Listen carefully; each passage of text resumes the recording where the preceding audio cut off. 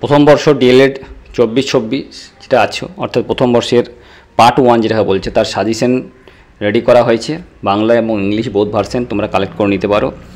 তো এইটা আজকে যে পেপারস নিয়ে আলোচনা করব সেটা হলো তোমার CPS 01 Bengali paper, Bangla subject নিয়ে। তোমাদের যাদের নোটস বা পিডিএফের এইটা দরকার তারা টেলিগ্রাম গ্রুপে ক্লিক করলেই পেয়ে যাবে। আমি ডেসক্রিপশন বক্সে টেলিগ্রামের লিঙ্ক দেওয়া আছে আমাদের ইউটিউব চ্যানেলে, তোমরা কালেক্ট করে নিতে পারো। তোমাদের 2, 7 এবং 16 মার্কসের কোয়েশ্চেন এবং অ্যান্সার দেওয়া আছে, বাকি 1 মার্কসের কোয়েশ্চেন তোমাদের মাল্টিপল চয়েস হয় তাই দেওয়া হয়নি। তো যাই হোক, আলোচনা করা হোক 2 মার্কসের কোয়েশ্চেন নিয়ে। কোয়েশ্চেন নাম্বার 1, নীরব পাঠ কাকে বলে? কোয়েশ্চেন নাম্বার 2, সামগ্রিক ও নিরবিচ্ছিন্ন মূল্যায়ন কাকে বলে? সাধনা পাঠ কী? অ্যাচিভমেন্ট টেস্ট কাকে বলে? আরোহী পদ্ধতি কাকে বলে? বানান শিক্ষার দুটি গুরুত্ব। তালব্য বর্ণ কাকে বলে? পাঠ পরিকল্পনা বলতে কী বোঝায়? অল্প প্রাণ বর্ণ কাকে বলে? প্রকল্প পদ্ধতি এবং অনুবন্ধ প্রণালী কাকে বলে? আদর্শ শিক্ষকের দুটি বৈশিষ্ট্য কী? এটা গেল তোমার টোটালে গ্রুপ এর কোয়েশ্চেন, অর্থাৎ 7 মার্কসের। এবার গ্রুপ 7 থেকে যে কোয়েশ্চেনটা পড়বে, এটা সে 16 না করে 7 করে নেবে ভালো হয়।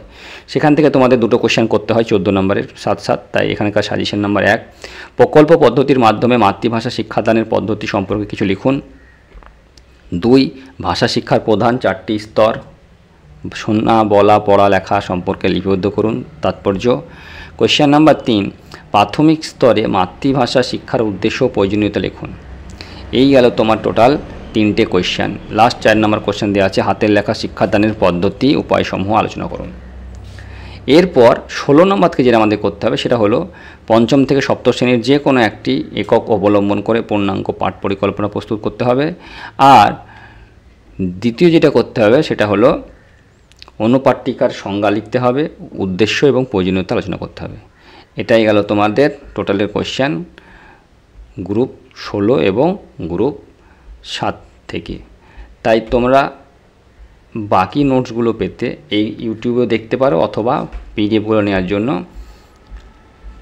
মোবাইল নাম্বার যেটা দেওয়া আছে সেখান থেকে হোয়াটসঅ্যাপ, টেলিগ্রাম বা ডেসক্রিপশন বক্স থেকে কালেক্ট করতে পারো। সবাই ভালো থেকো, সুস্থ থেকো, বেস্ট অফ লাক।